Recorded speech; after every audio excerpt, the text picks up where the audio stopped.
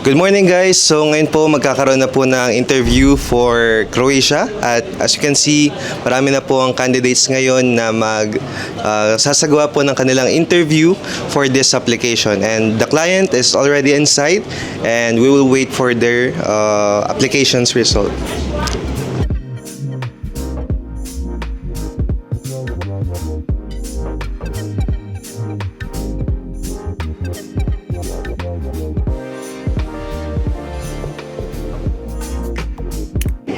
At sa ngayon, tanungin po natin ang isa sa mga applicants po for this interview. So, Sir Michael, kumusta po? Ayan, ano po ang kanilang ina-expect for this interview? In-expect ko na siyempre ma-qualified. It's a big help for me na kasi going 11 years here in UAE, gusto ko ma-try na sa Croatia. Hopefully, makapasa. Ayun, maraming salamat po lalo na sa pag-attend po for this interview at paglalaan ng time and effort na makapunta po dito. And right now nandito po ako sa tita po ni Miss Casey na nag-flight na rin po for Croatia before this month as well. So Miss, ano pong name po nila? Lilibet. Miss Lilibet, yan. So ano po ang kanilang ina-expect for this interview? Sana makapasa ako din sa interview na to kasi yung family ko nandun na rin si Adrian Sengseng at saka si Casey Varela. Ayun, and maraming salamat po again sa paglalaan ng time and effort. Ayun, so ayun po guys ang iba sa mga applicants na nandito po ngayon for the interviews.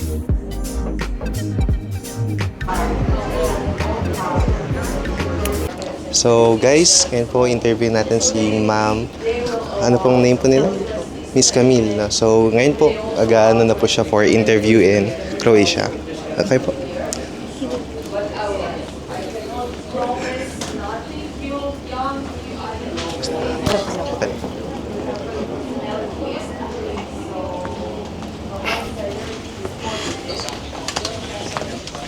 So ngayon kasama ko po si Miss Camille at kakatapos lang ng kanyang interview for Croatia. So for Ma'am Camille, kamusta ang experience for your interview? Okay naman po. Medyo nakaka-overwhelm kasi sobrang daming benefits na ino-offer nila sa company. And hopefully, magtuloy-tuloy po yung process nung pag-alis. And sir, nabanggit po niya is I was been selected already. But inshallah. Wow! Okay, thank you po sa inyong mabuting balita na naibigay. And kami ay excited rin po for your journey in Croatia. So again, Miss Camille, thank you so much for attending in this interview. And hopefully, meron na tayong good news. Yeah. So, Hi ma'am, kumusta po kayo? Ay, mabuti po. Medyo kabado. Pero okay naman. Kahit pa paano. Pangalan po nila? Maria po. Maria Leoniza. From Philippines, right? From Philippines. Okay po. Ma'am, kumusta po yung interview ngayon? Actually, it's feel nervous but it's okay naman po. Nakakabakal lang talaga. Parang wala kang masasabi doon pagdating mo. Pero mabait naman po yung employer. Kaya parang nawawala yung kaba. Parang napaka-accommodating niya. Ganun. Good yan. Ma'am, paano niyo po nalaman ni itong GCD? Actually, meron pa akong friend dito na nag-apply siya dito. Then, nirecommend niya po sa akin na kung gusto ko daw ba mag-apply. So, yun, trinay ko po. Baka sakali.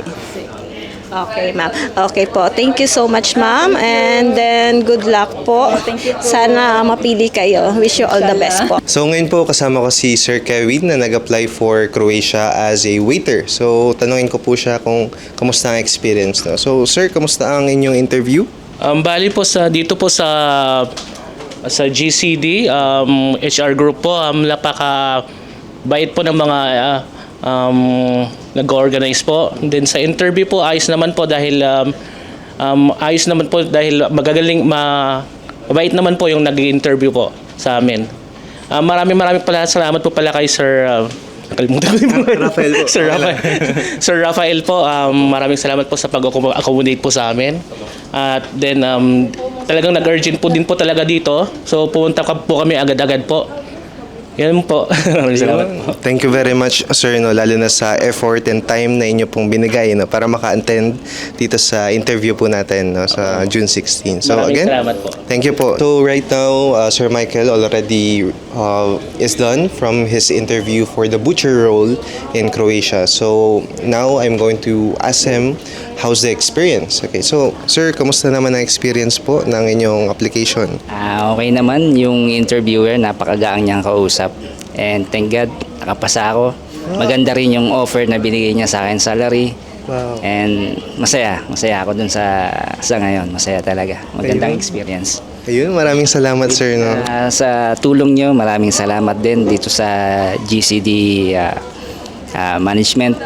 Thank you. Mas marami pa, hopefully mas marami pa kayong matutulungan na mga kabayan or other nationality na mapaalis. Thank you. More Ayun. power.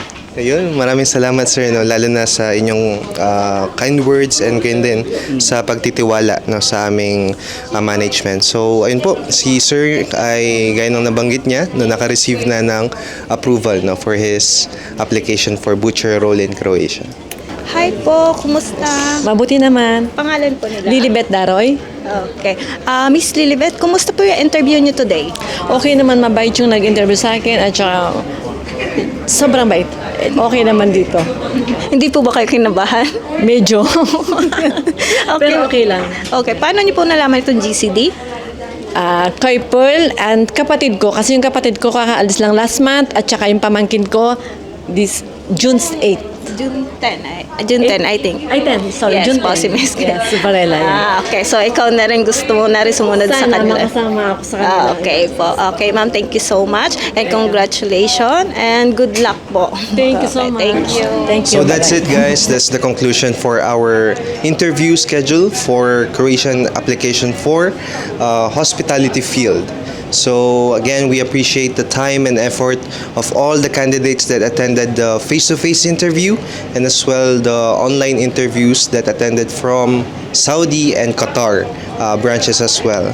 So in any case, if you guys are also interested in applying for Croatian application, we still have a lot of job vacancies for electrician roles and hospitality management sectors as well. So guys, just please send your CV in our WhatsApp accounts or visit us directly here in our GCD office, Dubai.